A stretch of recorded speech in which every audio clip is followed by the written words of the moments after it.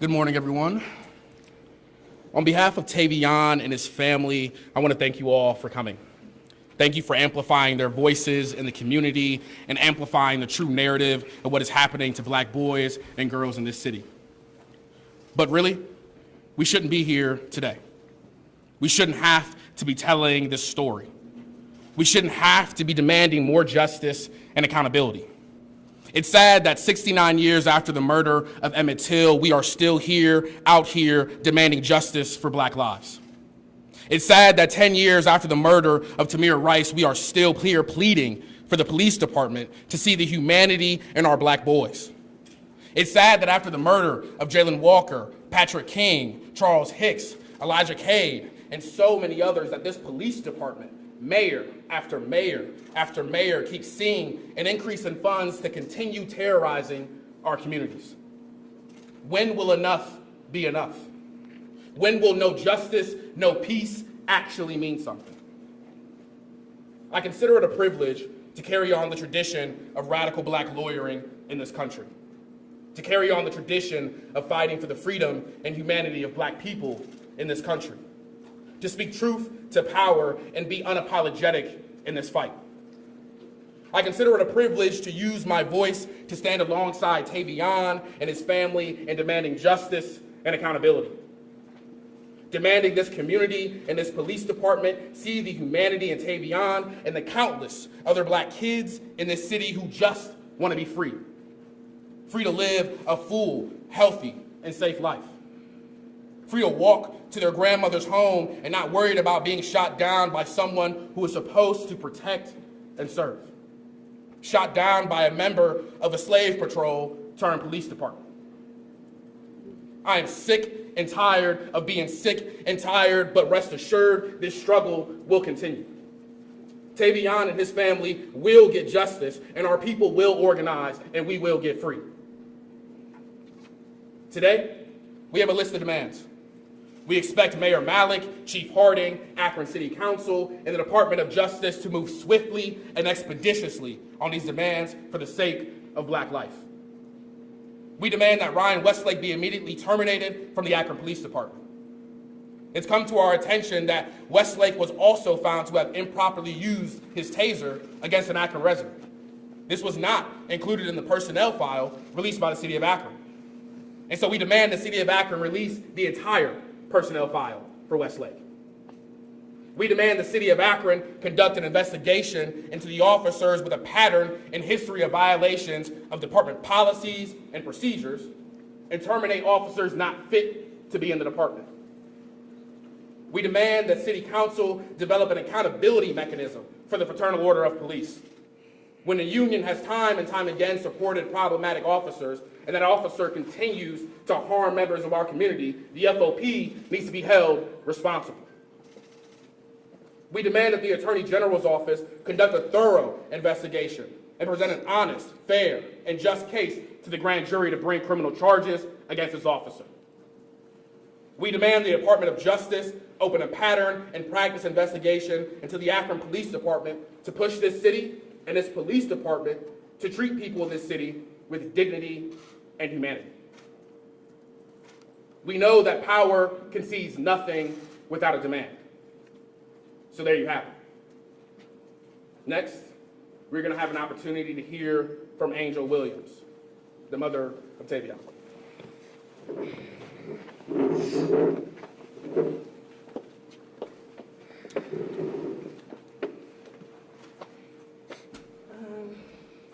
I really didn't know what I was going to get up here and say. I prayed on it. I asked God to be with me and keep my vibrations high. This experience has been very, very traumatizing for me, my son, my family, and also my other children. What has happened has not been the first time this has happened, and it won't be the last. Akron Police Department needs to be held accountable for the excessive force that you use on our Black babies. It is not okay. And we are sick and tired of watching our babies die in the hands of people who swore an oath to protect and serve.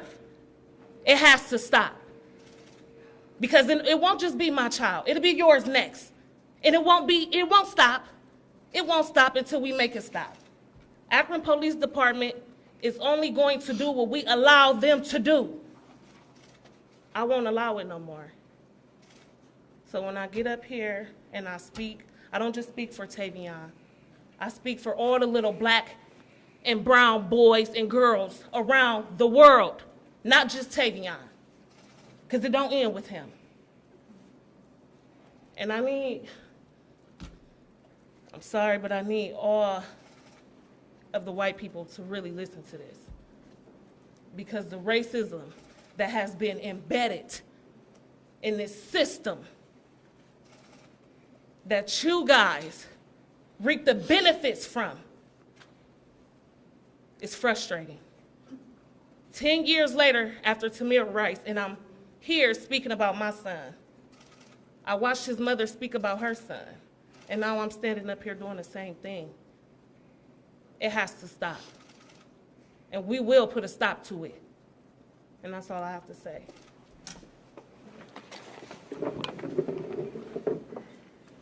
Next, we're going to have an opportunity to hear from James Coons, father.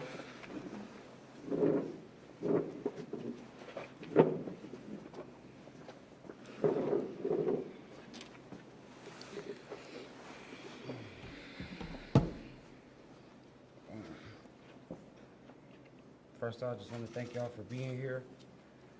I'm James Coons, the father of Tavion Coons. I just want to say I'm saddened by what took place April 1st, 2024. My son was shot after he put down the toy gun while his hands was already in the air, as he clearly was saying that the gun he threw down was fake. He was immediately shot by the police, with only one question being asked. While I am grateful to God that he was only shot once in his wrist, I can only help but wonder what would have or could have happened, and I am grateful to God that my son is still alive. But I am deeply hurt by the trauma that this has caused that will forever affect his life. He has lost sleep behind this incident. He has been afraid and anxious, staying up late at night and waking up multiple times throughout the night.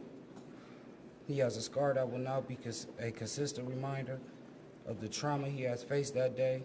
It is my hope that justice will be served for my son. The justice.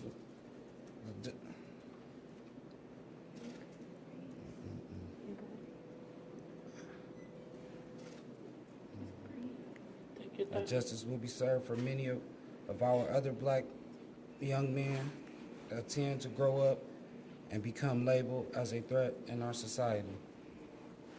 I just ask that you all keep us in your prayers during this time. Thank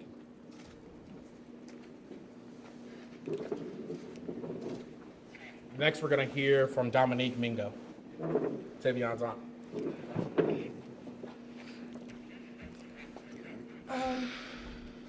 It isn't much that we can say that everybody hasn't already said. As far as my sister, I can't imagine what she went through to be in the actual position that a lot of us walk out and we face every day. Just to walk down to your grandmother's house and to be scared if you're gonna get a bad phone call. I just think it's time that not only Akron Police, but all police give us longer than 1 second.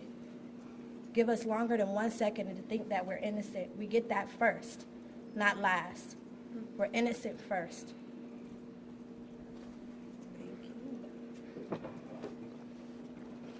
Next, we're going to have an opportunity to hear from the president of the Akron chapter of the NAACP, Judy Hood.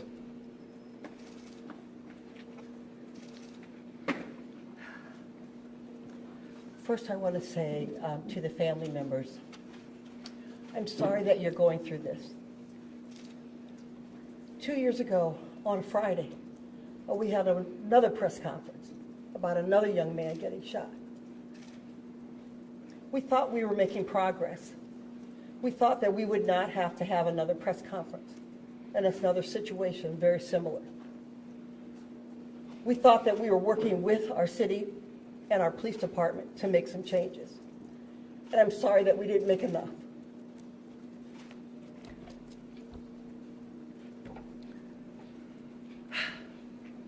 So today we're having another press conference about another young black male being shot. So some of the same emotions are surfacing. I guess I want to say we are blessed that he is here with us today. But for some reason, when I read the comments online, and I don't usually do that, but I'm disturbed by some of the reactions. So when I think about the situation and I look at the body cam footage, there were no reports of any shots fired. There was no report of a home being damaged. There was no report of any gang or large groups of individuals or youth. There was no perceived threat. There was no loud music, no cursing. I'm trying to figure this out. There was no disobedience. There was a man walking down the street. You don't know his age. You don't know anything about him except his color. So for me, officers are trained to assess the situation. In the video, at no time did the young man endanger the lives of anyone on the scene. At no time in the video did the young man endanger the police officer. At no time in the video did you see that young man lunge at the officer or do anything that looked threatening. At no time in the video did that young man say anything that looked like he was threatening. But what we did see in the video was the officer pull up, see him verbalize something to the young man, and before he could completely stop his car, he shot and fired. Now, folks, I believe that the officer deserved the right to go home to his family. I believe that young man deserved the right to go home to his grandmother and to his family. I believe that. But when you don't have the opportunity to do that, then there's something wrong. So the individuals online who make comments and say, you know what, he should not have done that. He should not. I agree. He shouldn't have had a toy gun. But an officer who is trained to assess a situation, who is an adult and is trained, I'm going to keep saying that, should not have shot a 14-year-old child. Now, at the time of the situation, he didn't know he was a 14-year-old. He had no idea. But what he did know, he was a young person walking alone with what was perceived to be a weapon in his hand. But at no time did he allow to assess a situation based on his training, if that is a part of his training. So it goes back to something we said 2 years ago. Akron needs to have an investigation of a pattern and practice investigation. We are still at the same place, doing the same thing, at the same situation when it comes to our black and brown children. It's got to stop. Just recently, the city of Akron is in the process of selecting a new police chief. And the interim police chief is putting out right now the trainings that the officers must adhere to. If you get a chance, check out what they want them to do. It has nothing to do with de-escalation. It has nothing to do with community policing. If you get a chance, talk to an officer and find out. We're looking at more police brutality training instead of how do we change the narrative so that this doesn't happen again. Thank you. And last, we'll have an opportunity to hear from the executive director of the Freedom Bloc, Ray Green.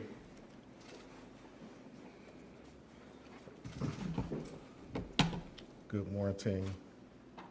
First of all, my heart goes out to this family as we continue to work through another tragic police shooting in our community. Heart goes out to all of the black community that has to continue to relive this drama.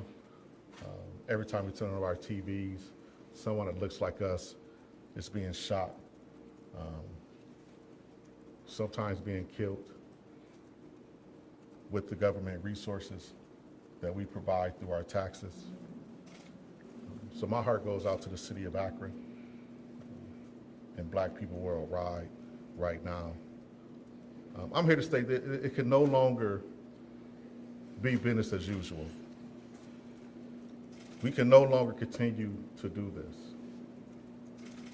We can no longer continue to put money into a police force, into the system of policing that continues to hurt, maim, and kill our citizens, particularly our black citizens. What world are we living in where police brutality and police murder can be labeled as a mistake? Or God forbid, I fear for my life. I believe the only people that are fearing for their lives are the little boys that's walking around with toy guns. I believe the people that are fear for their life are the people that are living in poverty in conditions that make them do whatever they got to do to survive. I believe those are the people that are really scared for their lives. So I stand today asking you, what is freedom? If you act free in America as a black person, you are killed by the police. If you practice freedom of speech as a black person in America, you get beat up by police. If you want to take a nap on your couch as a black person in America, you get killed by police. If you are a black child playing with a gun, a toy gun that they sell in stores, you have the propensity to be killed by police. At 15 years old, how do you grasp the magnitude of a world who kills children for being children? We will not continue to use language that demonize this child. We will not continue to use language that put this child's parents at fault. He was shot for carrying a toy gun in a state where open and carry is legal. He was shot by the police for carrying a toy gun in a state where open and carry is legal. It was a toy. We're not going to use words like facsimiles and all these other words that we want to use to paint this pretty picture of why a police is able to shoot a 15-year-old kid. It was a toy gun, period, end of story. I have lived in this city all my life. I have watched white men walk down the street with loaded AR-15s and never be questioned, let alone shot. This young man was walking down the street with a toy gun, and now his life has changed forever. Some say at least he's not dead. I ask you, have you talked to a 15-year-old that was full of life, with a bright future, and then talk to that same 15-year-old child after being shot by the police? He may be breathing. He may be talking. He may be walking, but his life is forever changed. Trauma has taken over his life. The inability to close his eyes without seeing visions of himself being shot is not being alive. I am hungry. I am thirsty to figure out what freedom is, because this is not it. This movie that we are participating in is not what freedom looks like, nor is it what freedom feels like. So how do we move the margins of freedom in the age of poverty and inhumane conditions? How do we move the needle of freedom in a city where our budget for the police is 10 times more than the budget for housing, education, and prevention? Budgets are a moral document, and our document says that we sanction police harassing and killing black people. Memphis has shown us how to hold officers accountable by terminating the 5 black officers beating up Tyree Nichols. Now it's time for Akron City Council, Akron's mayor, and Akron's acting police chief to fire Ryan Westlake again. We are calling once again for a pattern of practice investigation by the Department of Justice into the Akron Police Department. We demand that Ryan Westlake be immediately terminated again from the Akron Police Department. We demand an explanation from the mayor as to why this officer was reinstated. We demand that the city of Akron conduct an investigation into officers with pattern and history of violations to the department policies and procedures and terminate officers not fit to be carrying a badge. We demand the city council develop an accountability mechanism for the Fraternal Order of Police. We demand the Attorney General's office conduct a thorough investigation and present an honest, fair, and just case to the grand jury to bring criminal charges. We demand the Department of Justice to open up a pattern of practice investigation. We demand the Department of Justice to open up a pattern of practice investigation. And ultimately, we demand that all black people in the city of Akron be treated with the humanity, the dignity, and the respect that we deserve. Thank you.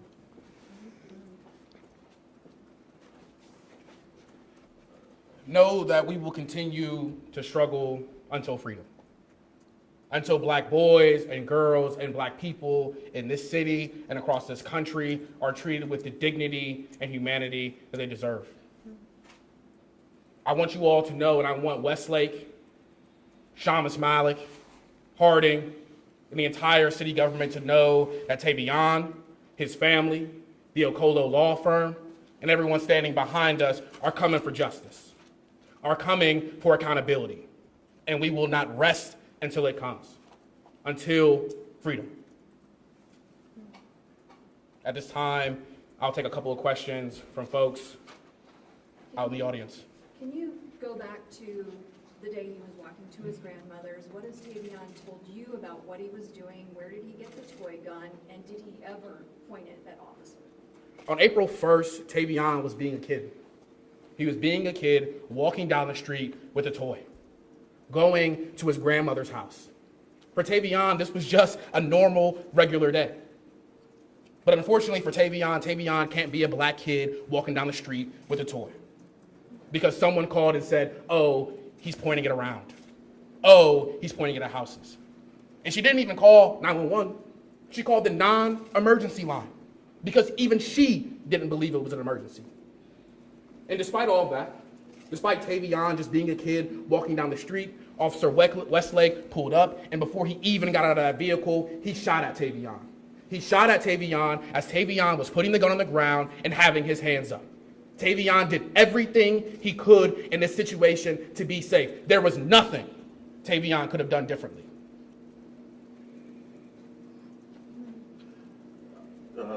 Dad mentioned the mental impact of this. Is Tavion able to go back to school yet, or how? This is extremely traumatizing. It's traumatizing for individuals just watching this on TV, let alone individuals who are there and experience it, who was shot. Tavion struggled. There's no way to explain that struggle. There's no way to explain the mental toll that that has on a 15-year-old kid. To recognize at this age that this city, folks don't believe that you're human. And so he's struggling.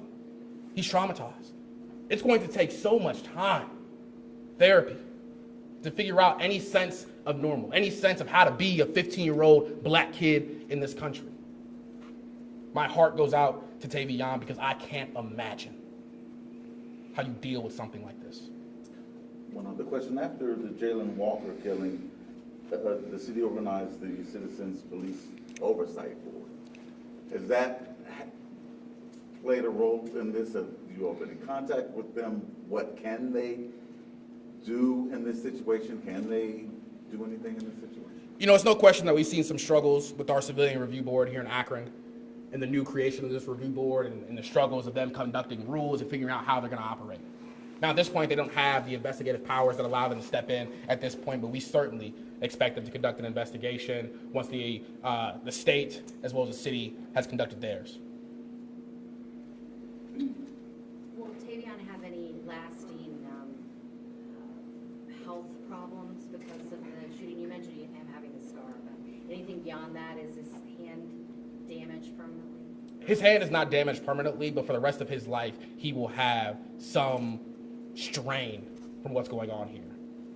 he will have some injury for the rest of his life from what he had to go through. He will always be injured from this.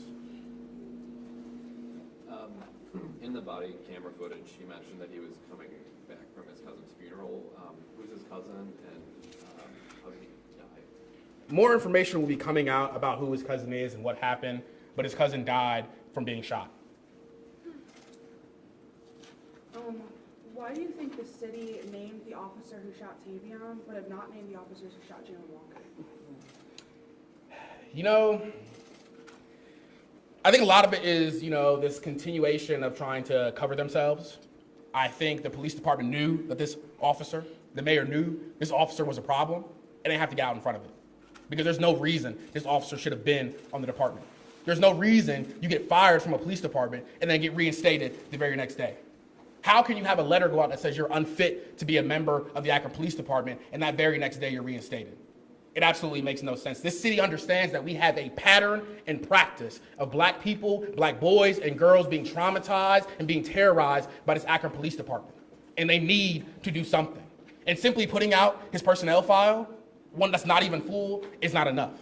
They need to fire this officer. I need an explanation as to why he's even on the department to begin with.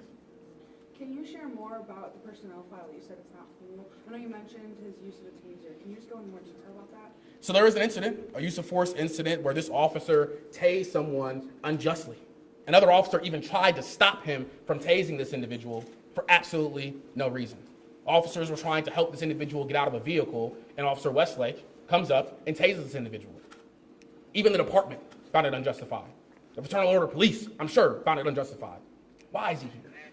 When and where was that? If you know. More information about that will be coming out. We will certainly be free to put out the use of force investigation report, as well as what Westlake put in his use of force report. Thank you. Have police in the city reached out to the families in the last 2 weeks? So the family has had an opportunity, obviously, to see the video upon our request before it came out into the media. Shamus Malik has not reached out to myself, has not reached out to the family. The chief of police has not reached out to myself, has not reached out to the family. We know how they feel. And can you describe, after the body camera video ends, is Tavion put into custody? What happens? Obviously, he's taken to the hospital at some point. Can you describe when he's actually able to go back to his family? Yes, so Tavion was taken to the hospital, and by the grace of God, he was able to return to his family not too long after. So he was never, put in custody, police custody? No, he was not necessarily put in police custody. Obviously, you see Officer Westlake put handcuffs around his wrist after just being shot. That makes no sense. But we were told, as the family is watching this video, watching their son be gunned down by the Akron Police Department, that their son could be charged with having a facsimile. Do you know if those charges are being considered right now? When I asked the chief of police to his face, will you be charging Tavion with a criminal act? He said they're working with the prosecutor's office to try to figure out if they're going to charge him, and if they do charge him, it's going to be with having a facsimile. It's completely unjustified. It makes absolutely no sense. It's another tactic that we see for this police department to continue to cover themselves, to continue to try to justify these acts. Have they said how quickly that decision will be made? No. Can you talk a little bit more about the demand for an accountability mechanism for the FOP, what that could look like? You know, a little while back, former Councilman Russ Neal brought some legislation to the floor to try to have the FOP be held accountable in situations like this.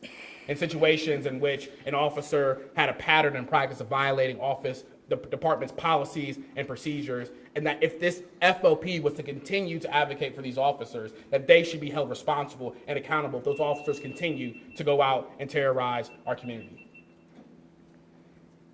Just as a clarification, I know Judy said 14, but it's Tavion 15. Yes, Tavion's 15 years old. Is the family planning to sue the city and the Akron Police Department? Yes, that's what happens in this situation. Unfortunately, in this country, the only way that this family can affirmatively reach justice is a civil lawsuit. Unfortunately, this family does not have the option to affirmatively bring criminal charges. Unfortunately, it's not up to this family to be able to go in front of this grand jury and tell them exactly what happened to their son. It's unfortunate that Tavion will not be able to go in front of this grand jury and tell them what happened to him, how it happened, and how sick and tired we are of it happening in this community. So thank you. We appreciate you all coming out. Last question. Left or right hand, I know when we walked in, Tavion, I know he's not going to speak. Could you show us the wound, just the... There's no need to, thank you. No, I just mean the cast. There's no need to, thank you. Okay. And with that, we appreciate you all coming. We appreciate you all amplifying the voices of this family and the voices of Tavion. Thank you. Thank you.